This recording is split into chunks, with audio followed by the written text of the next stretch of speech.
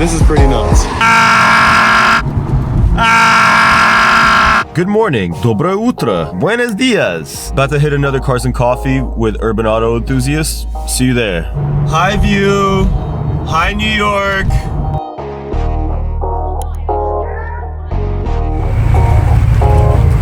What's going on, dog?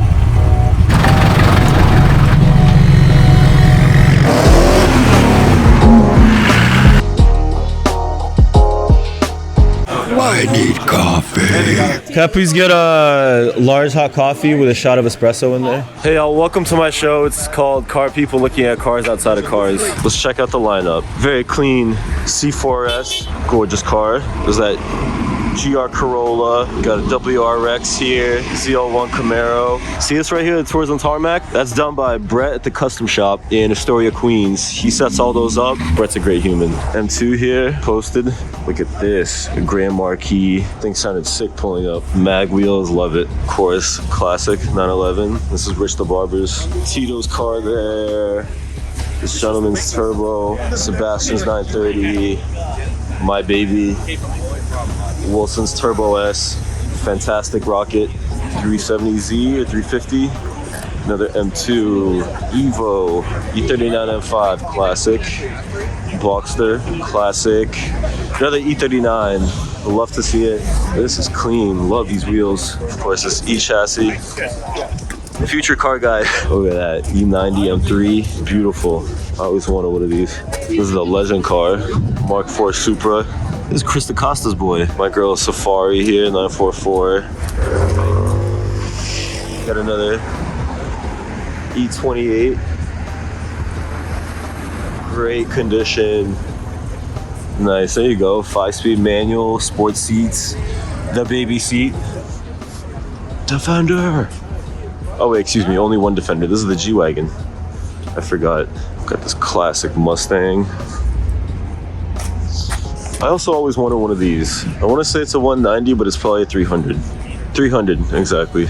So these things right here, that is a gorgeous color for these Apexes. Arc 8s, of course, they're fucking perfect in terms of how they look, how they function. They're very light, very clean car. Manual slick top at that. Got Dennis's Fit here. Great daily. And it looks dope too. 240, Japan all day. Another Boxster here. Fucking want a Boxster. We're gonna talk to Mikey real quick. He's got this gorgeous Mark IV Supra. Oh, what's up, man? Bought this car in 2018 from Brooklyn Auto Sales. Shout out to Adam. It was an NA Auto, 6-speed conversion. Has the 6-speed from the 250Z. Has a built motor. Petrolworks built it. Ron put it together. Love that guy. Really good. Single turbo, mixed around 589 on pump. Fun street car. My cousin had two back in like the early 2000s. We'll start with the wheels and suspension. These are Volk Racing SF Challenges. They're like a period correct wheel. Suspension's a Fortune Auto. They got the air cups on it. The paint's stock. I had my buddy Ryan from Teggy's Elite Detailing. See that picture over there? He really brought the paint back to life, you know, because it looked like shit.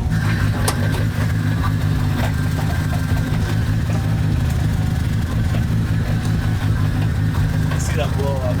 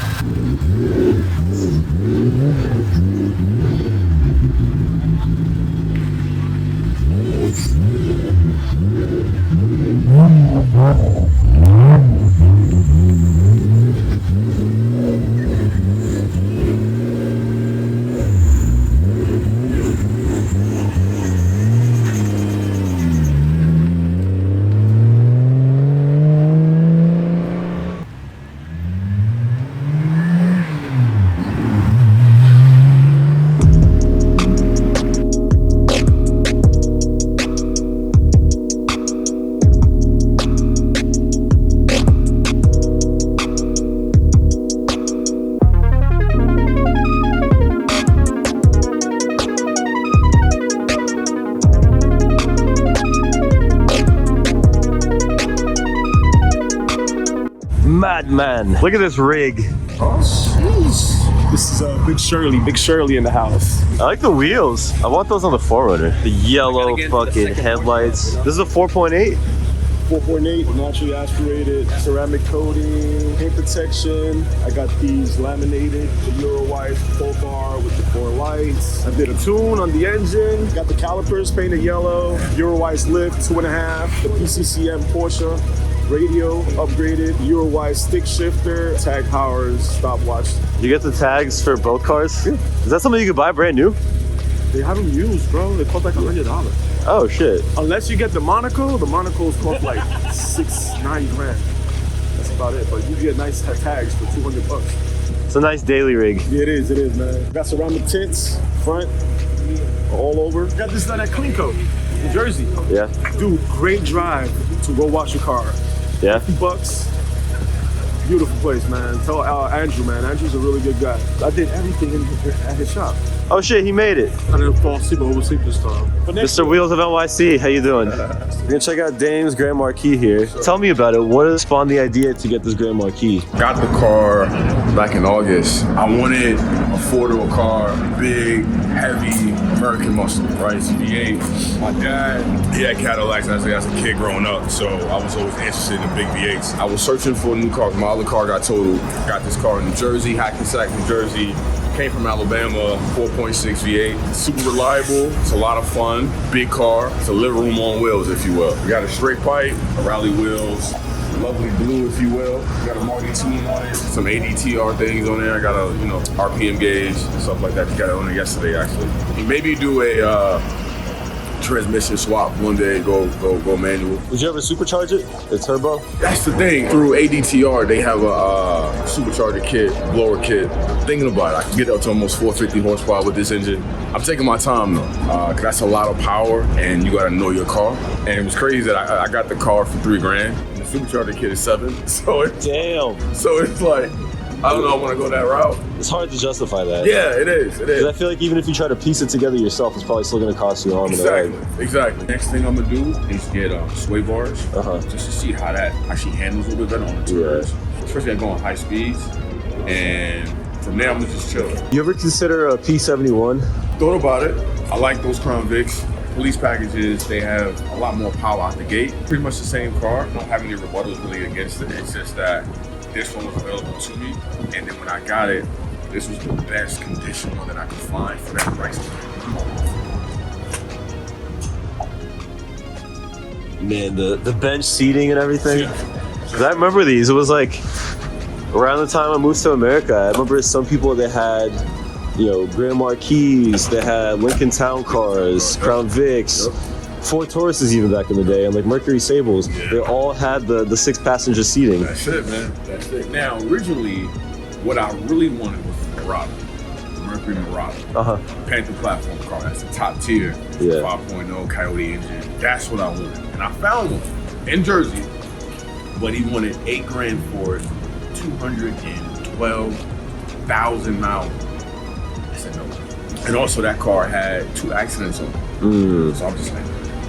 Yeah, that's too much to get into. Yeah, couldn't do that. So I ended up finding this, and it's my first V8 car, American muscle car, and I don't think I'm gonna go back, man. Yeah. I really don't think. Constantly at the gas station. Yeah. But it's all good. It's all good. It's one of those things you gotta just live with. Yeah. You can't win them all. Yeah. That's it. So. I mean, it could be worse though, because like I look around and I'll see like older, let's say like a Sequoia or older Land Cruisers, LX 450s and 470s. Those things chug. Yeah, drink. Like OD. Not to mention, people will they'll raise them up and put them on knobby tires. You cut off like 2 more miles per gallon. City's like 10. 9 or 10. Like my boy John, he's got a GX 470, lifted up on knobby tires. Yeah, he's like, dude, like 9 or 10 tops in the city. Stay at the gas station. Yeah. Stay at the gas station. Yeah, it's just, again, one of those things you sacrifice and you gotta live with. Go V8. Go V8 if you can. It's the way. Here we're looking at a gorgeous E28 528E. First of all, the paint is absolutely immaculate. Right. stupid clean. The fact that the fuse box plastic is not completely faded to yellow shit is incredible. It's kind of like an ITB motor, huh? Or intake manifold. But they have been replaced. Yeah. Gorgeous car. That's interesting. A Japanese market BMW. Just mental. That's so clean. Look at these two. Look at these two parked together. That's pretty. This is then, and this is right after. 993 C4S and Arctic Silver, 996 C4S and Arctic Silver.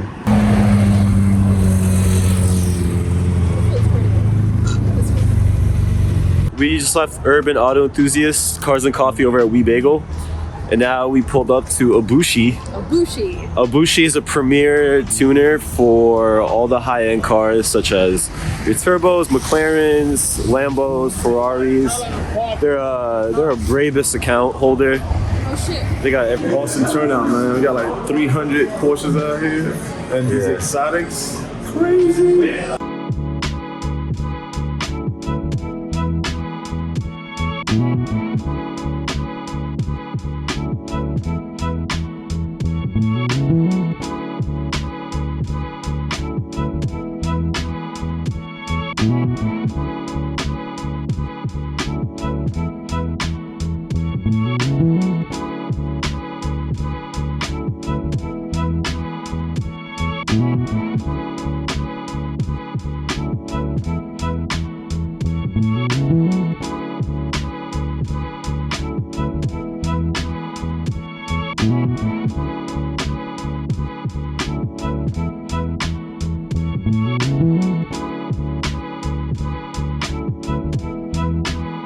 All right, these three are special right here.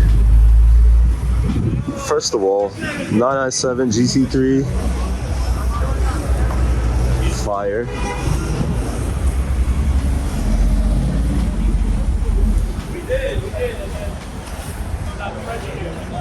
GT3 RS. Gra.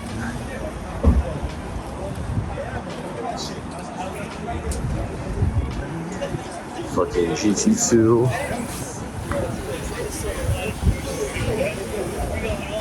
Clean. Love one of these.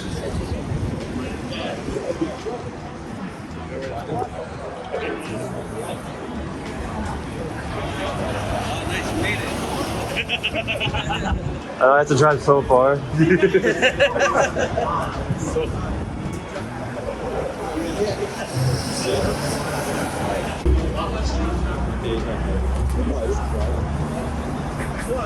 This thing is special. In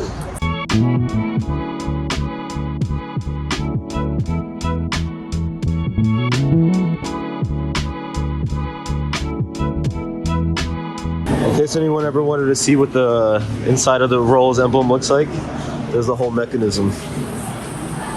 Wild. That's the hideaway shit. You want to see something funny?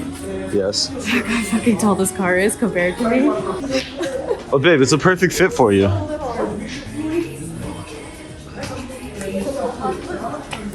You don't even have to squat down. Probably fit in the wheel, look. Yeah, easily. Stand on your tippy toes. Over by this and like giggled.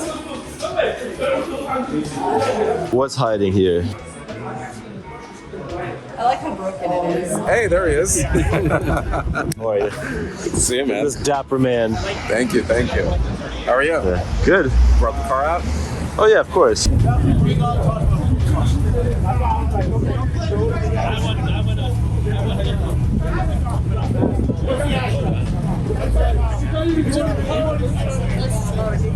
Crazy. So this thing I can only imagine is a fire breather. Sheepy built V10 R8. You'll fit here, right?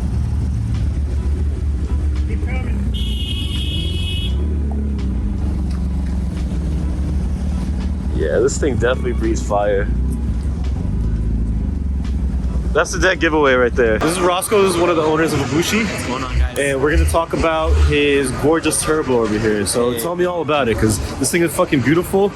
Partially a resto mod, I guess we could say, Yeah, right? so I've had the car for around 13 years. It's a 1991 964 Turbo, also known as 965. It's in Guards Red. The exterior is all original paint, so it got a lot of scratches, scuffs, dings, patina, as you know. But my whole concept around this car was very much a driver, you know, just a functional driving. So I wanted modern power, modern suspension, modern braking, better lights, you know, things like that. But I also wanted to have like this OEM plus kind of feel. So you'll see that we did I did the 911 lights, which are LED, and they have DRLs and turn signals all built in. I changed all of the halogen bulbs and the iridescent bulbs to LED. And then I run like that's OEM original RS corners with the RS lights, which are like fake fog lights. The RS splitters, and I'm running RSR suspension, the big red brakes, but I painted them black. And then I'm running a big turbo, it's a GT35 ball bearing turbo. And then I'm running full EFI on the Haltech. And then I have stock intercooler now, but I got a bunch of stuff coming in. So I got headers coming. I mean, it's on race headers now, but I don't have heat. And the car's been a California car for a long time, so and it's freezing. So I'm putting heat back into the car. Already has air condition. And then if we move into the interior, that's where all the stuff that I've been doing this year is all interior based. So you'll see like I custom made these door panels. These are real carbon, and then full carbon dash replacement, tops and bottoms. And all of this is all real carbon. I matched the interior. These are 996. They're 996 hoop seats from the GT3. So, and then I paint matched them. And then I also did the seat cushions. I redid the seat cushions to match like my 992 because I just wanted them to sit a little higher. And then one single piece on the bottom, single piece in the rear. And then in the rear, I have the full composite floors. I did an updated type of screen. I didn't want to have something too crazy, but again, modern, balancing that modern look. So I have a full display. It's a 9-inch screen for the CarPlay and whatnot. But then another interesting thing that I did was the carbon rear quarters. All of those cars are all custom. All of these rear quarters and all of that with composite floors. And then if you look on the other side, I have a 992 GT3 wheel in carbon. And what I did was I actually custom made the steering wheel to fit the 964 without a hub. So it fits directly onto the factory spline without like the ugly adapters and sticking out. And I matched it, and I'm using all original Porsche parts. So plastics and the housings and all of that. Yep. And I got the rings and everything else, but you know, it's a fun car. Just kind of keep it OEM plus, balance the modern with the classic, and not look too out of date, you know? So absolutely, definitely my baby. I have a lot of Porsches, but this one's my favorite. So what's up? Kid baby. Nice. That's my other baby. I've had the car longer than I had him. What would you say is like the whole mantra behind Abushi? What's the whole purpose? So the business itself started as a passion project, like a hobby. So I'm a big car guy, big car collector more than anything. I have over 100 cars. The majority of those are Porsches, probably like 30 air-cooled cars or so. And that was kind of what fueled and propelled the business to me to come into the car business itself. But to be completely honest, I wanted to provide a specialty shop, not a body shop, not a detail shop, not a collision shop. I wanted to be a specialty shop that was specific to customizing and personalizing cars. And if it was European or exotic, that's like what I love, so that's what I like to work on. So like-minded individuals, it was very easy for people to kind of attract to the brand. And that's kind of how we built it. We don't really do a lot of marketing or advertising or anything like that. There's a lot of word of mouth, but majority of our customers are real car enthusiasts, and we're lucky to have that customer base. And especially in New York, where it felt like there was a big void in that arena. So when we opened, it kind of took off, and thank God everything was smooth. But overall, you're just finding like-minded individuals within the scene, and people just wanted a place where they can actually customize and personalize cars. And I love what I do, and I love the people that I'm meeting with it. So Now, do you get to put your hands on a lot of these cars personally, or do you have like a whole staff that kind of does all that? I can absolutely do both. So I could take apart cars, put them back together to work on engines, but I don't do that anymore. I don't need to. But the thing around the business is more based on quality, efficiency, but more than anything, it's product knowledge. So knowing what to put on cars, knowing what to recommend to customers, because I'm not going to recommend something to a customer or to a friend that I wouldn't do for myself. So I would there's specific brands and specific parts that I would put on a car if it was mine, and that's how I would recommend it to my customers, the same exact way. So if I don't trust it, then I won't put it. Very, very simple. I don't move any other way. That's just how it is. So for us, it was very important to make sure that there was no blurred lines in the trust more than anything. There's not like a money grab or I'm backed by a specific vendor or something that I have to push, right? And it's not a budget thing or anything else. It's really just a quality thing, because not everything that's great is expensive, and not everything that's expensive is great. So it's very important to know what you're selling and what you're producing. That's super important. Now, so taking a look back at this thing, you said you customized a decent amount of things like the carbon interior bits. Is that something that you would offer to customers of yours, or that's more so just a one-off that you wanted to apply to this? This is just like my fun project. This is not something that I would typically offer to customers, but we're not a shop of no's. We're a shop of, yeah, it can happen, but it's really just time and labor, right?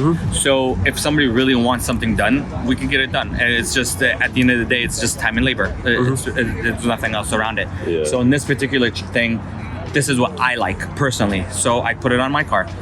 Did somebody ever ask about it? No. Will somebody ask about it? More than likely.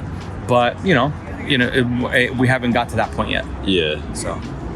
No, this thing is so cool. Thanks so much. I appreciate it. I saw it, and then I heard you pulling away the last weekend, and I was like, God damn. Yeah, it's not perfect. Like I said, every chance customers always come first, and so it's like I never have a chance to work on the car. So every time I do have a little chance, I just like throw a couple things at it, put some hours in it. But in this particular project, it's me hands-on on it the majority of the time. So. Well, what else could you really do to it? A lot. Yeah. A lot of people chop these cars up. They'll put like wide flares and do crazy shit to it. I wanted to keep it close to original as possible without compromising the actual analog feel of the car. Yeah, like the original intent. Correct, exactly. So I'm gonna update the suspension to electronic dampening suspension. And I'm gonna upgrade the EFI system a little bit more, refine it a little bit more, things like that. But like adding the CarPlay was super important because drivability wise, you want something that you could see the map and you could keep going, but it doesn't take away from the actual aesthetic of the car, where I'm not gonna really put like airbags or anything like that. I mean, that's something cool on the aesthetic side, but not necessarily in the performance side. So I didn't want to go too far from that, from the original intent. Quick question actually about that CarPlay unit. Yeah. Where did that come from? Because that looks like almost like a 1.5 DIN. It is. It's not. It is. So okay. It's a 1.5 DIN, but what I did was I took the original trim and the housing behind it, and I modified it. So I cut into the sheet metal behind. I made custom brackets, and then I flush mounted everything. I see. So that's why it looks a little bit different. It's taller than a factory single DIN, and it's a little wider than a regular DIN also. So my next one that I'm gonna do is gonna be more like 992 style, where it's just smooth gloss black, and then a larger screen. But again, I don't want it to stand out. There's things that you want to look invisible, and then things that you need it to work. But who even makes a 1.5 DIN unit? You'll find them online. We work with a lot of vendors that do CarPlay retrofits for a lot of old cars and newer cars, especially like the Porsches that don't have CarPlay. Because I know, like, obviously for these generations, they have the Porsche radios with like the mini CarPlay. I had those too, but I didn't like it because it has a lot of buttons, but the screen is so small it's not functional. It's like, you're gonna get distracted again. And then I didn't want to put like a separate screen on the bottom or on the top or anything like that, because then it goes back to taking away the aesthetic of the classic feel. So I wanted to stay within the realm of the original intent and everything in the design. Exactly. Because if I put a screen somewhere and it looks too modern, looks out of place, it looks stupid. Yeah. I didn't want to do that. Yeah. It's so cool. It's very unique. Thank you so much. Very much, in my opinion, just a gorgeous resto mod. Yeah, you'll see. It's not, I don't know if it's a resto mod. I didn't go that detailed, but there's a lot of cool features that you'll see, like the small details that really stand out, and that's kind of what I was going for. Yeah. Like the door pulls, matching the door pulls and the center seats, and things like that. So, Yeah. I love it. Great attention to detail. thank you so much. I'm also impressed that these seats actually fit in here. They barely fit. So they're on the original rails, but I had to custom make some brackets to fit the factory pedestals. And then I had to change the hardware to flat hardware, and then we had to shift everything out. But it's like inches. It's like literally, they're a couple inches away from each other. They're a couple inches away from, not even a couple inches from the door. Like even when the window's closed, look at this. Like when the Right. like, That's what I'm saying. Yeah. But I picked the biggest seats I can get. I originally had Recaros in here, and then but I love this. I love the 996 seat, so I put those. Are they comfy? Can I sit in one? Yeah, absolutely, go for it. I mean, maybe this is Not very comfy, but it's relative. So with these cushions, I really like them. So when I redid these cushions, I redid them to match my 992 GT3. Oh, I see why these seats are like $7,000 now. Yeah, they're really expensive. Dude, the fuck, that's comfy. Oh, that's sick. Yeah, look at this. Look at this. The details here. Wow.